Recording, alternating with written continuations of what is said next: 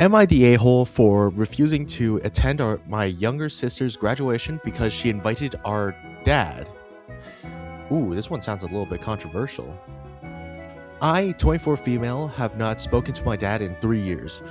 Without getting too deep into it, he was emotionally abusive to my mom for most of their marriage, and when she finally left, he made the divorce as ugly as possible. Ooh, this one's a piece of shit. Drained her financially, told lies to extended family, the whole thing. Wow, that's a lot of things that he did.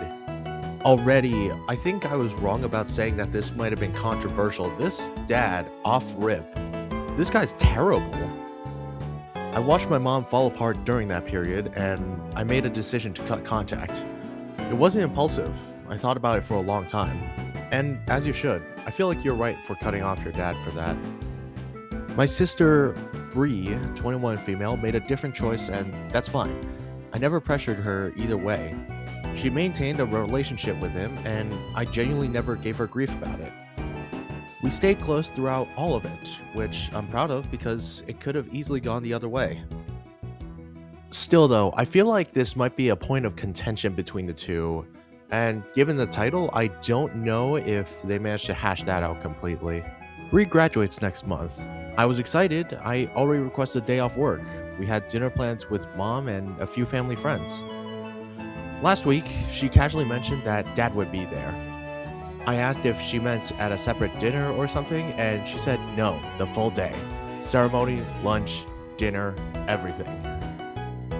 Just an observation, but wouldn't this mean that the mom would have to encounter the dad one more time? I feel like that's gonna cause quite the conflict. Like, if I was the mom and I had just gotten out of a relationship with this absolutely abusive person, and then all of a sudden my kid goes, "Hey, I set up a dinner for you," and it's with that person again, I would go ballistic. Anyway, missed intentions moving on. I told her I couldn't come if he was going to be there. Not in a dramatic way, I just told her calmly that I wasn't in a place where I could be around him, and I didn't want to make her graduation about any kind of tension between us. And again, rightfully so. I wouldn't want to be at a dinner where a single wrong word could cause the entire table to blow up in tons of arguments.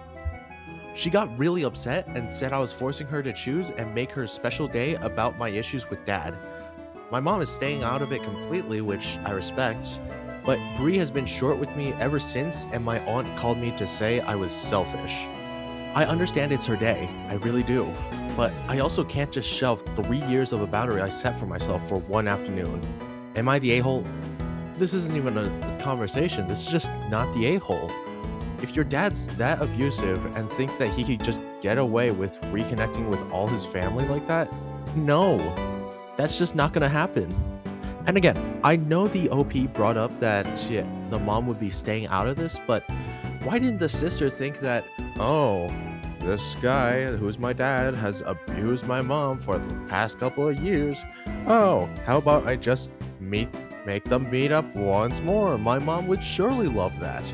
No. Why?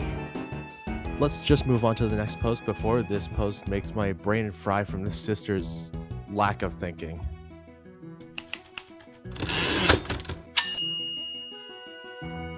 Am I the a-hole for retracting an invitation to host my niece after my sister told me her husband doesn't trust me? My sister told me her husband was coming to the US for a business trip. I was excited and suggested he bring my niece so I could spend time with her. Later, my sister told me that her husband doesn't trust me not to leave my niece alone or around my boyfriend, who they've never met. Why? Talk about a stray out of nowhere. What did the boyfriend do to deserve this? I was deeply hurt. I told her that if that's the case, my niece shouldn't come. I felt that knowing this information made the visit impossible. I can't host a child while knowing the parents view me as a risk to her safety. I told my sister she shouldn't have even shared that with me. She should have defended my integrity to her husband and kept his irrational fears to herself.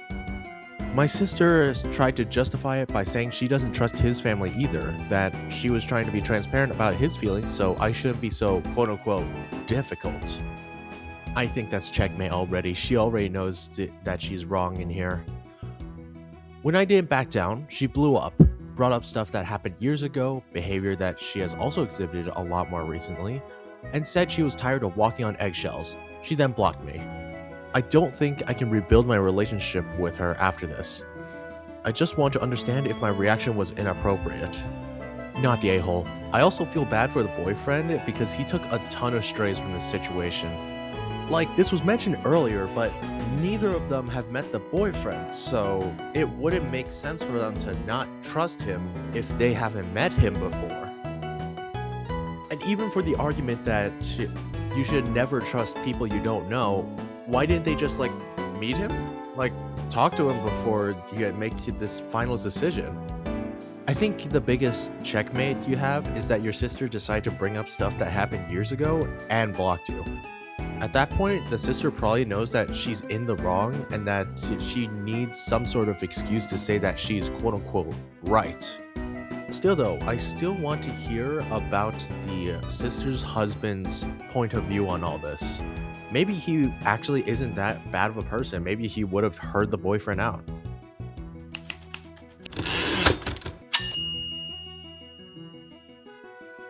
Am I the a-hole for saying I don't give a fuck about my roommate's baby? That's quite aggressive for this post. I'm 27-year-old female and I have a roommate, 25 female. Originally, it was me and my roommate, but she got pregnant by her boyfriend, causing her boyfriend to move in. At first, it wasn't a big deal. He wasn't loud and my roommate didn't really bother me. But as the months passed and she got more pregnant, she started becoming more entitled and rude.